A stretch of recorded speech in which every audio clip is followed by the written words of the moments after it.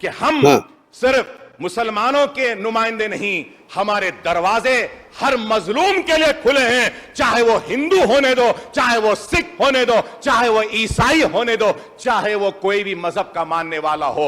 अकबरुद्दीन ओवैसी और मजलिस खड़े रहकर उनके मसाइल को भी इस ऐवान में पेश करें। बहुत बढ़िया, क्या बात। और इसकी मिसाल है जी कि लाल दरवाजे की मंदिर के लिए मैंने चीफ मिनिस्टर साहब से नुमाइंदगी, बहुत बढ़िया, चीफ मिनिस्टर साहब ने फौरन 20 करोड़ रुपए जारी किए। मैं शुक्रिया अदा करता हूं। कल्याण मंडपम के लिए मेरी कॉन्स्टिट्यूंसी में मैंने मुतालबा किया तो उसको भी मंजूरी दी, मैं उसके लिए भी शुक्रिया अदा करता हूं। क्या बात है। अफजलगंज की मस्जिद के लिए भी दिया, शुक्रिया अदा करता हूं। कुली कुतुब शाह के दौर में मक्का मस्जिद का रिपेयर का काम हुआ था, अब हो रहा है, ठीक है, ताखीर हो रही है, देर हो रही है, लेकिन क्या किसी हुकूमत ने किया? कोई मेंटेनेंस का काम किया?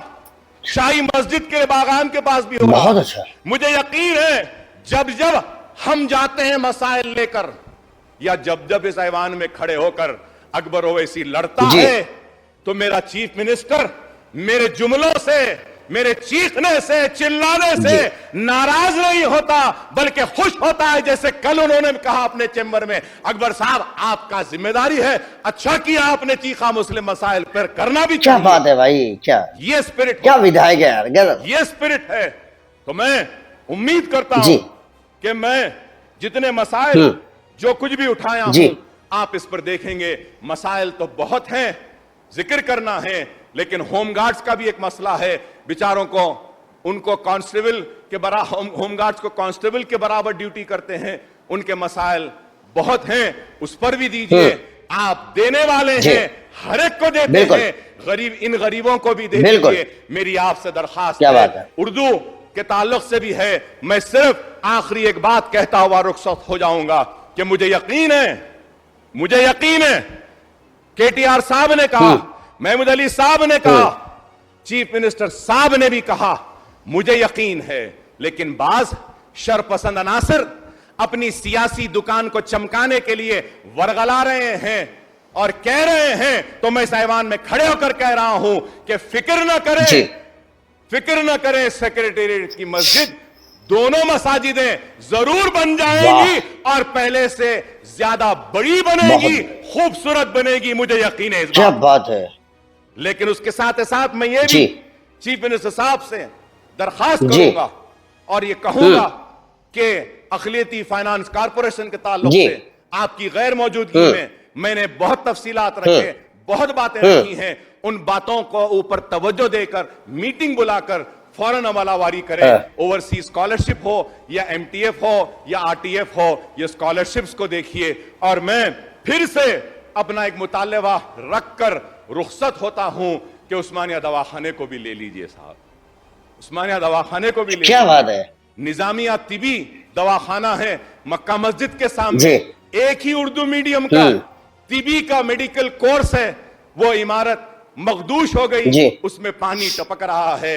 हमको आपसे उम्मीद करते हैं कि आप निजामिया को भी देंगे, उस्मानिया को भी देखेंगे, हमारी खोई हुई अजमत को बाकी रखेंगे, हमारे आबा अजदाद और असलाफ की निशानियों को जिंदा रखेंगे और हमारी जिंदगियों में खुशहाली लाएंगे। सीबीसीआईडी की इंक्वायरी को आपसे दरखास्त करूंगा कि 6 महीने या 1 साल में मुकम्मल करने के अहकामात भी दीजिए, नहीं तो फिर इंक्वायरी होते रहेगी और फिर चलते रहेगी, कुछ भी नहीं होगा। तो बहरहाल मैं चीफ मिनिस्टर साहब को मुबारकबादी देता हूं कि तेलंगाना तेजी से दौड़ रहा है। मैं कहूंगा कि खुशहाली की तरफ दौड़ रहा है, बंगारू तेलंगाना की तरफ, और आपके इस मिशन में हमारा पूरा ताउन आपके साथ रहा है, रहेगा और हर वक्त रहेगा। क्या बात है, क्या बात है, हर वक्त रहेगा। मेरे भाई, मेरे दोस्तों, ये वही विधायक है जिन्हें लोग हमेशा ट्रोल करते हैं, जिन्हें लोग हमेशा वही एक भाषण को लेकर इन्हीं से बात करते हैं, उसी चीज की बात करते हैं। अरे कम से कम कुछ और भी देख लिया करो। ये वही अकबरुद्दीन ओवैसी है जो विधानसभा में सिर्फ मस्जिद की बात नहीं कर रहे हैं, बल्कि मंदिर की बात कर रहे हैं, हिंदू की बात कर रहे हैं और मुसलमान की बात कर रहे हैं। सिर्फ मुसलमानों की बात नहीं कर रहे हैं, ये वही अकबरुद्दीन ओवैसी है जिन्हें आप गालियां बकते हैं, आप ट्रोल करते हैं, आप गंदे गंदे अल्फाजों से इनको बोलते। मेरे भाई मेरे दोस्तों, गलती है हर शख्स से होती है, इनसे भी हुई। और कोर्ट ने ये कहा कि लंबा चौड़ा भाषण था, कुछ सेकंड का दिखाया गया और उसमें ऐसी कोई बातें नहीं थी। मैंने नहीं कहा, कोर्ट ने कहा।